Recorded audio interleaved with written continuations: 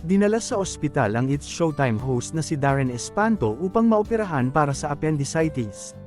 Sa Instagram story ng singer-actor, ibinahagi niya ang plot twist na nangyari sa kanya. Kalakip ang video kung saan makikita si Darren na nakahiga sa isang hospital bed. From the airport to the hospital. Sabi sa inyo, grabing plot twist nangyari sa akin eh. Appendicitis suddenly hit during my flight back to Manila. Was supposed to be back on Showtime today but emergencies happen talaga. Shout out to my family and friends who have prayed for me. Mababasang caption sa video.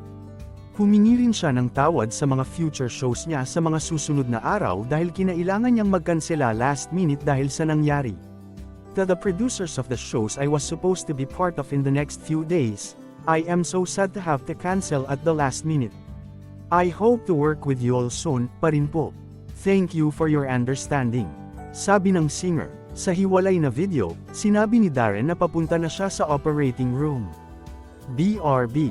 Getting my appendix removed. Talk to you all later, and pray for me please. Heart, post ni Darren sa X, dating Twitter. Sa ngayon ay wala pang update muli si Darren sa kanyang kalagayan. Kamakailan ay nasa California si Darren para sa ASAP Natin To reunion concert kasama ang iba pang artista ng ABS-CBN.